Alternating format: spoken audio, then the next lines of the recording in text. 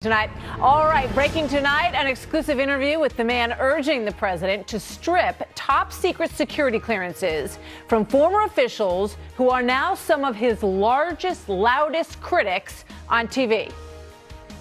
I use the term that this is nothing short of treasonous. I really question his fitness to be in this office. I know we're not Nazi Germany, all right, but there is a commonality there. The policies that this president has pursued globally have served Vladimir Putin's interests. Lies constantly. That person's not fit to be president of the United States.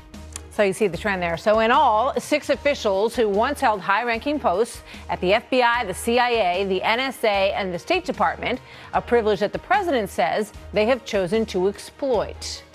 They politicize and in some cases monetize their public service and security clearances. Making baseless accusations of improper contact with Russia or being influenced by Russia against the president is extremely inappropriate. And the fact that people with security clearances are making these baseless charges provides inappropriate legitimacy to accusations with zero evidence.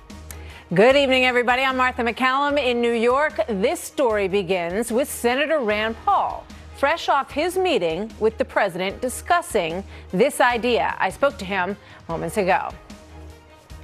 Senator, good to see you tonight. Thank you for being here. Tell me about your conversation with the president about this.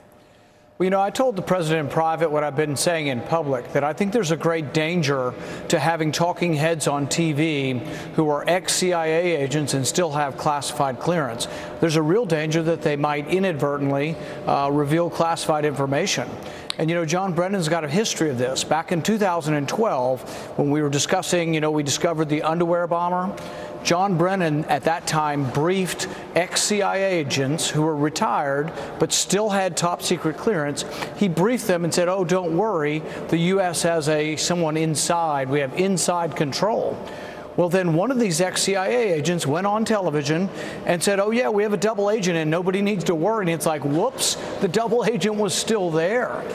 So John Brennan's already been involved when he was on the inside, leaking information to people who still had top secret clearance, who were now talking heads. John Brennan leaked information that almost cost the life of a double agent. This is 4 years ago now. He should have been fired for that, but he wasn't fired by President Obama because I think he was a partisan. But now he's a talking head on the outside saying that basically President Trump should be executed.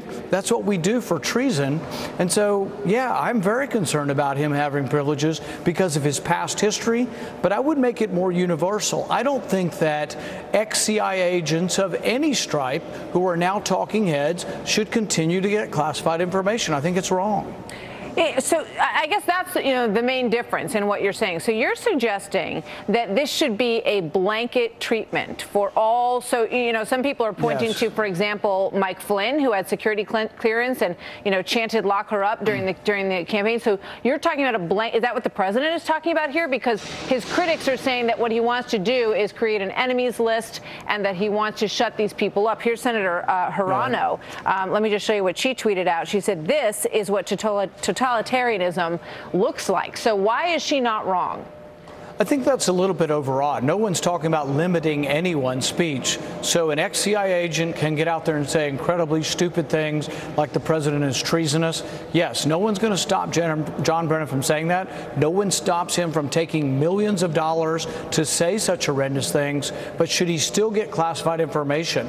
I mean, I would think that, you know, if you're a soldier or you're the head of the CIA, basically you have allegiance to the commander-in-chief. The commander-in-chief makes decisions. If you don't like them, you can resign, but he's no longer in government. He should not be getting classified information. He also has a history of leaking classified information that endangered agents in the field and almost got an agent killed. All right, so you're referring to John Brennan, and that's what you referred to originally, but you saw the White House today. They added a lot of people to that list: Susan Rice, Michael Hayden, McCabe, Comey, and according to what they're saying now, James Comey and Andrew McCabe do not even have classified clearance. They do not have that kind of security clearance. So would you expand the list to include Michael Hayden? James Clapper, would he be on your list as well? Yeah, I would not probably even name names. I would probably have it as a universal policy that when you leave, the only time I can think of a reason why you would want to keep this would be in a transition when you're still briefing people and you're sitting down with the next administration. I would probably just go one step beyond and not let any retired officials go on television that still have classified security clearance. So how serious is the president about pursuing this? Because they said, they want to look into the avenues that exist to pull these clearances. What was your impression when you were in there with him about what the time frame is for making this happen and how determined he is to do it? I think there's a great deal of resolve because I don't think we should reveal secrets to people who are calling the commander-in-chief treasonous. I don't think there's many people in America who are going to disagree with that judgment, that we would continue to give secrets to a person calling the president treasonous. So I do think that the American people are going to agree with him on this. And I would probably just go even further and say that really ex-CIA agents, once retired, should no longer have top secret clearance. All right. In terms of, did the president, just in terms of the chicken and egg on this, was it your idea initially, or did you talk to the president about it? And, did you say, I'm going to, I'd like to bring this up, I'm going to start pursuing this?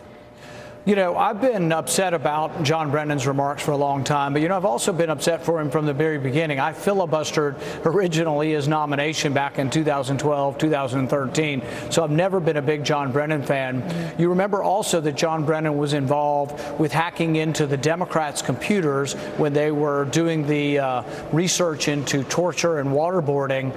They illegally, and he eventually apologized, not before sort of lying at first and saying that they didn't do it. But John Brennan has a very, very sketchy history of doing things and abusing power, so he needs to not be getting any information because I think he has a history of doing things for partisan reasons and also things that the CIA is not supposed to do, which is spy on senators and on their computers. What did the president say about Brennan? I think he's not real happy with Brennan and the others for basically, I mean, does anybody remember 5 or 10 years ago when people retired from the CIA, they might go on television, but they sort of act like statesmen. They act like retired statesmen, and they would weigh in on affairs from 60,000 feet.